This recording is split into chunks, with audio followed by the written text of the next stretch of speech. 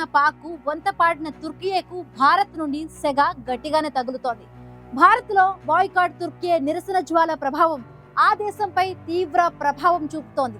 Destination వెడ్డింగ్ల ద్వారా వచ్చే దాదాపు $90 మిలియన్ పైగా ఆదాయాన్ని తుర్కియే కోల్పోనుంది.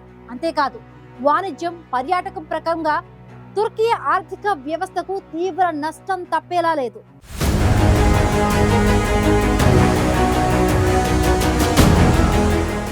పాకిస్తాన్ సీమాంతర ఉగ్రవాదాన్ని ఎగదోస్తోంది. ఉగ్రవాదులకు ఆశ్రయం కల్పిస్తూ భారత్లో ఉగ్ర దాడులను ప్రోత్సహిస్తోంది.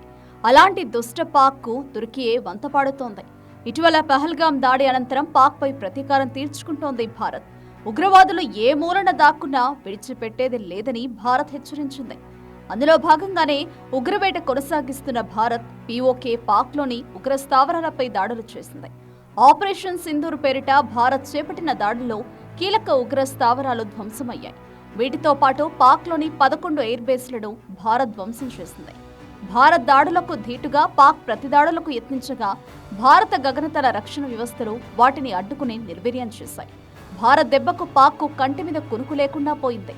ఉగ్రవాదాన్ని పెంచి పోషిస్తున్న పాక్కు వంతపాడిన తుర్కియేకు భారత్ నుంచి సెగ గట్టిగానే తగులుతోంది. భారత్తో వాణిజ్యం, పర్యాటకం పరంగా తుర్కియే జేబుకు పెద్ద చిల్లె పడనుంది. ఈ మధ్య కాలంలో డెస్టినేషన్ వెడ్డింగ్ ట్రెండ్ విపరీతంగా పెరుగుతోంది. ఇందులో తుర్కియే హాట్ స్పాట్ గా మారింది. తుర్కియేలోని ఇస్తాంబుల్ ప్యాలెస్ తీర ప్రాంతాలు కాబోయే జంటలను ఆకట్టుకోవడంలో గత కొన్నేళ్లుగా భారత్ నుంచి ఆ దేశానికి వెళ్లి పెళ్లి చేసుకునే వారి సంఖ్య విపరీతంగా పెరిగింది. 2018లో మన దేశం నుంచి 13 జంటలు అక్కడ వివాహం చేసుకోగా గతేడాది ఆ సంఖ్య ఏకంగా 50కి చేరింది.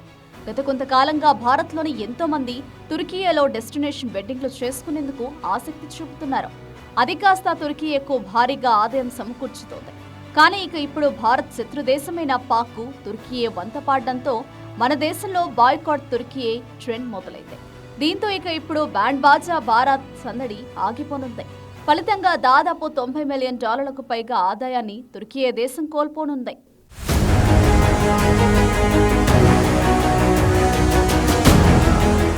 సీమాంతర ఉగ్రవాదాన్ని ప్రోత్సహిస్తున్న పాకిస్తాన్కు ఆపరేషన్ సింధూర్ సమయంలో తుర్కియే బహిరంగ మద్దతు ప్రకటించింది.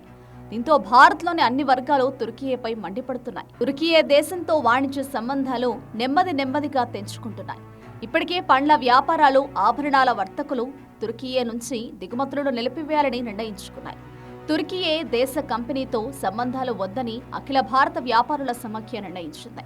తుర్కియే దేశానికి చెందిన ఉత్పత్తులను బహిష్కరించారని బాయ్కాట్ తుర్కియే పేరుతో సోషల్ మీడియాలో ప్రచారం ఊపందుకుంటోంది. ఈ నేపథ్యంలో ప్రముఖ ఆన్లైన్ రిటైల్ సంస్థలు మింత్రా, ఆజియో ఆ దేశ బ్రాండ్ల అమ్మకాలను నిలిపివేశాయి. ఆయా ప్లాట్ఫామ్లలో అక్కడి బ్రాండెడ్ దుస్తులను చూపించడం ఆపేశాయి. బాయ్కాట్ తుర్కియో నినాదం జోరందుకున్న క్రమంలో వ్యాపారులు ఆ దేశంతో వర్తక వ్యాపారాలను నిలిపివేస్తున్నారు.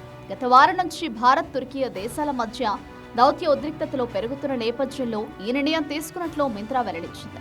రిలయన్స్ కూడా తన ఆన్లైన్ ప్లాట్ఫామ్ ఆజియోలో విక్రయిస్తున్న కోటాన్, ఎల్సీ వైకీకి, మావి వంటి తుర్కిష్ దుస్తుల బ్రాండ్ల అమ్మకాల్ని ఆపేసింది.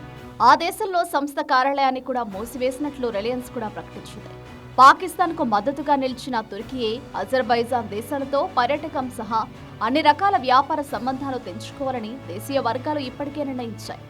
భారత ఎగుమతిదారులు, దిగుమతిదారులు, వ్యాపార వర్గాలు సైతం తుర్కియే, అజర్బైజాన్ దేశాల్లోని కంపెనీలతో ఎటువంటి సంబంధాలు పెట్టుకోరని తెలిపింది. విమానాశ్రయాల్లో భద్రతాపరమైన సేవలందిస్తున్న తుర్కియే సంస్థ సెల్బీ ఏవియేషన్ కు సెక్యూరిటీ క్లియరెన్స్ ను ఇదివరకే కేంద్రం రద్దు చేసింది. దీంతో ఇస్తాంబుల్లో కంపెనీ షేర్లు క్రమంగా పతనమవుతున్నాయి.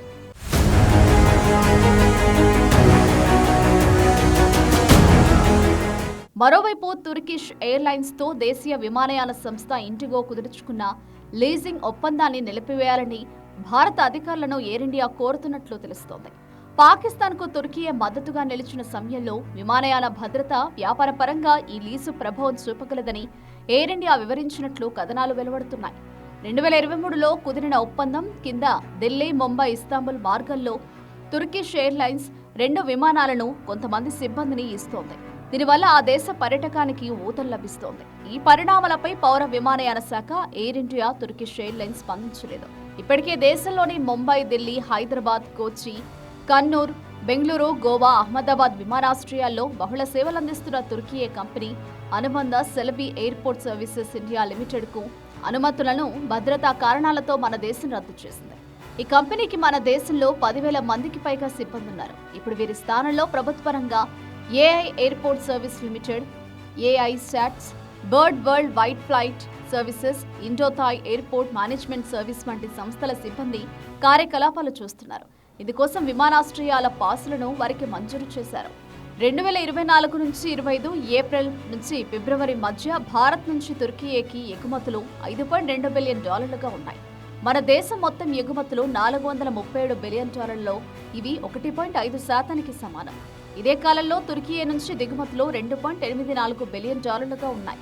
మన దేశం మొత్తం దిగుమతులు $720 బిలియన్, ఇవి 0.5%. 2024 నుంచి 25 ఏప్రిల్ ఫిబ్రవరి మధ్య అజర్బైజాన్కు మన ఎగుమతులు $86.07 మిలియన్ మాత్రమే.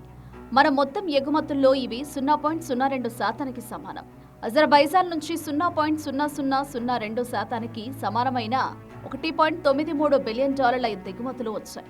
తుర్కీయే మార్బల్స్, యాపిళ్లు, బంగారం, సిమెంట్, రసాయనాలు, సహజ ముత్యాలు, ఉక్కు దిగుమతి చేసుకుంటున్నాయి. అజర్బైజాన్ నుంచి రసాయనాలు, సుగంధ ద్రవ్యాలు దిగుమతవుతున్నాయి. భారత్లోని ఆయా వర్గాలు తీసుకుంటున్న కీలక నిర్ణయాలతో తుర్కీకు తీవ్ర నష్టాలు రావడం ఖాయం.